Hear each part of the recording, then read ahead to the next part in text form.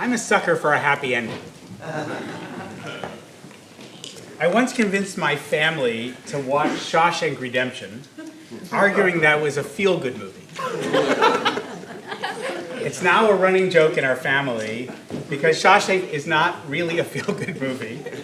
It's a lot of pain, tension, suffering, with moments of humor and grace throughout, but it has a happy ending, kind of the ultimate happy ending, and that's what I remembered most.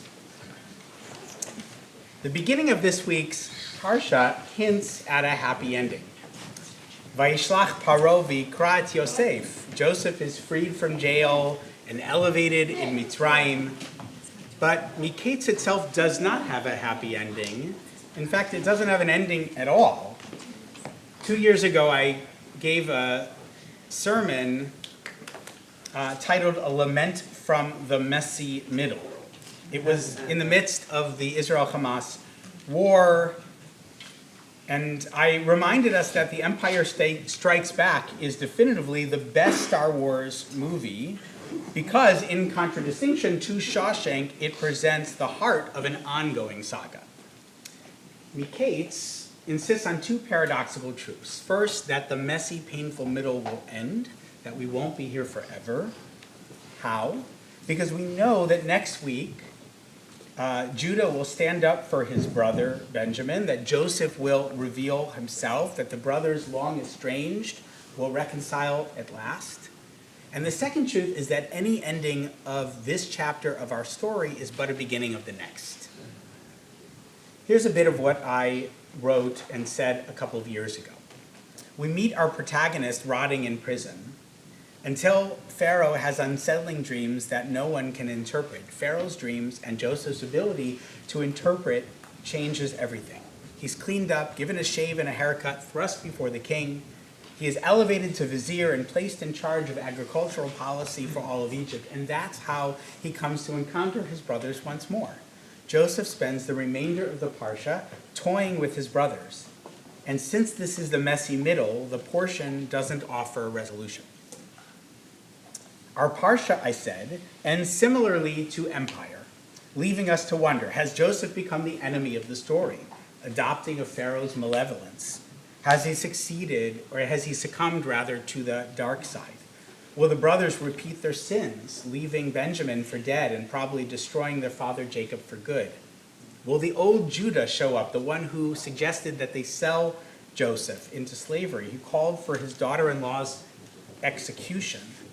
Or will there be a nechemta, a rapprochement, a truce, a reckoning, a stable and lasting peace? That was then, in December of 2023. And I was very focused on that Shabbat throughout that entire year, really, on the trauma of October 7th, the horror of rising anti-Semitism, and the suffering of our living hostages, on the seeming intractability of the war, and the suffering in Gaza. Since then, some things have changed, some have not. But though Israel's plight continues to tug at my heart daily, though I was privileged to spend Hanukkah this week at the embassy in D.C. as Ran Gvili's sister lit the Chanukiah, today I come not to talk about Israel. I got thinking about happy endings this week for another reason, because of Rob Reiner, actually. My God, folks, what's happening in this country, in this world? The beaches of Sydney, Australia, soaked with the blood of our people. 10-year-old Matilda, 82-year-old Holocaust survivor Marika, murders at Brown and MIT. There's more, and I don't mean for one moment to minimize any of these. But I got thinking about Rob Reiner and happy endings because of the utterly tragic and so very unhappy end he and his wife Michelle met this past week.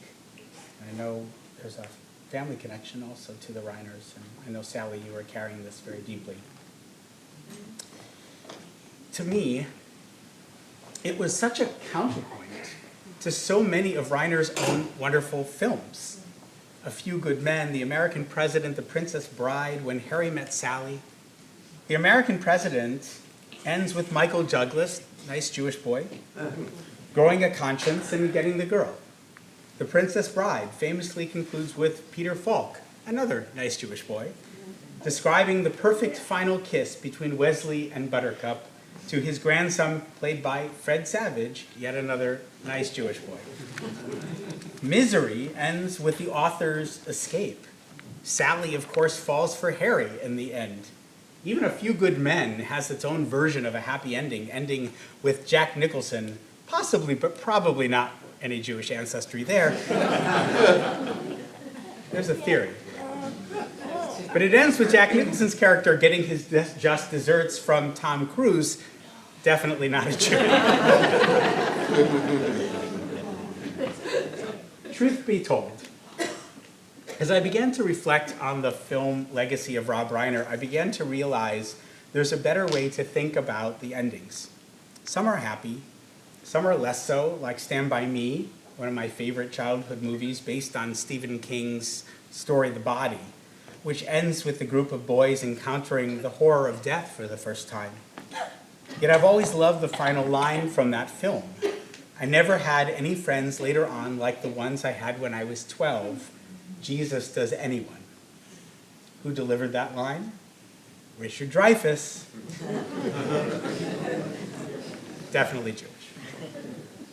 And what I realize about the endings of great and memorable movies, Reiner's and so many others, is that whether they're happy, bittersweet, or incredibly sad, they're satisfying.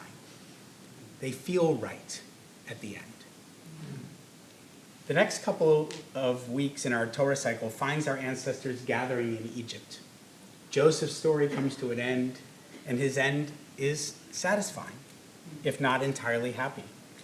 It's the beginning, after all, of a terrible story of hundreds of years of slavery, of trauma and suffering. But it's the right ending, because it sets up for the theophany, the revelation at Sinai, and continuing and revelatory relationship between our people and God through engagement engagement with our most cherished book. It's satisfying because of the iterative redemption that comes with Yetziat Mitzrayim, our arrival to Eretz Israel, the thriving of Jewish life across the globe over millennia, the upbuilding of Medinat Israel in our ancestral homeland. Torah and our Jewish interpretive tradition offers a constantly unfolding Jewish story. One of my favorite lines from Pirkei Avot comes from Ben Bagbag. He's not known for a lot, but he's known for this line. Hafochba v'afochba v'chulava. Turn it over and again turn it over, for all is there within. Uva tachazeh v'siv uvaleva uminala tazua. Look into it and become gray and old therein, and do not move away from it. She'ein lach midat tova imena, for you have no better portion than it. The paradox of Torah is that it's both circular and linear. We read this parsha again and again. We read it last year. We read it 2 years ago.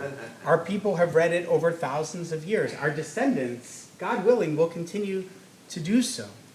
We literally roll the Torah back to the beginning as we stand on the banks of the Jordan. We begin again and again and again, learning, growing, hopefully progressing in each subsequent generation through our encounter with those first generations of our people. But our history within and beyond Torah, within and beyond Tanakh, the entire Hebrew Bible, is decidedly more linear. In fact, we Jews more or less invented the concept of linear time. Not only that our own people has its own origin story and destiny, but that history moves inexorably forward from a starting point to some distant future. That unlike the Greek gods or those of the Sumerians and others before them, lords of the ever-turning wheel of time, our God is a God of history and of justice. Thomas Cahill wrote about this in his 1998 book, The Gifts of the Jews. All evidence points to there having been, in the earliest religious thought, a vision of the cosmos that was profoundly cyclical. The assumptions that early man made about the world were, in all their essentials, little different from the assumptions that later and more sophisticated societies, like in Greece and in India, would make in a more elaborate manner. Jews saw time differently, writes Cahill. It isn't an endless circle. It's linear, moving towards a triumphant destiny. And every generation, every person is contributing to writing and shaping the story. Since time is no longer cyclical, but one-way and irreversible, personal history is now possible, and an individual life can have value. The Jews, he says, were the first people to break out of this circle, to find a new way of thinking and experiencing a new way of understanding and feeling the world. So, this is true, I think. And yes, I'm a sucker for a happy ending. But too often, I think, we get suckered by happy endings, don't we? We focus so much on the conclusion we yearn to see, we forget that endings themselves are iterative and additive. There's a quote that I like, often misattributed to John Lennon. It will all be okay in the end. And if it's not the end. The line's true source seems to be, I did some research on this, Fernando Sabino's 1988 Brazilian-Portuguese book, The Checkerboard. But my point is that Parashat Miketz reminds us that to be a Jew is to contend with a world in which we are open to endings to come. Joseph's satisfying ending becomes our people's sojourn and then suffering. Our suffering gives way to salvation, revelation. Our wanderings bring us from the wilderness to the promised land. Our exiles from there in 586 BCE and 70 CE are not permanent either. And our current struggles in the world and within Israel will yield new endings. May they be redemptive and restorative. I'll close with this. Recently, I had the opportunity to stay in a Best Western. It had been some time. And I was reminded of a wonderful song by the singer-songwriter Richard Shindell. This week, having rediscovered it, I found myself playing it on repeat.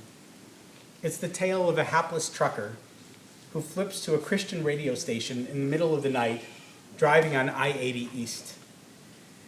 While the preacher gives a fire and brimstone sermon, the truck driver struggles both with his ebbing faith and his own wariness at 4 a.m. Nevertheless, he offers a modest prayer to make it safely to his destination by way of the next motel. One leg on a continuing journey across a vast network of highways. I'll sing you the middle verse and the chorus. It goes like this. Did he who made the lamb put the tremble in the hand that reaches out to take my quarter? Remember when they actually had quarters for tollways? I look him in the eye. There isn't any time, just time enough to pass the tender. The highway takes its toll. The green light flashes go. It's welcome to Ohio. Whoever watches over all these truckers, show a little mercy for a weary sinner and deliver me, Lord, deliver me to the next best Western.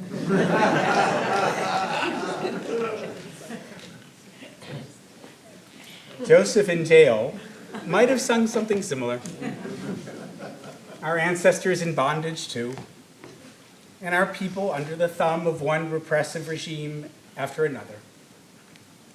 Today, in the messy middle of Parashat Miketz, amidst the interlocking circular and linear journeys of our people, Jewish faith means that we know that despite false starts, flat tires, or wrong turns, there will be rest and restoration for us weary travelers.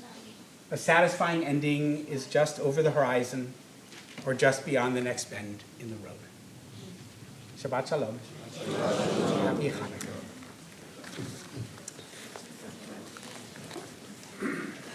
Cover the next leg in our collective journey.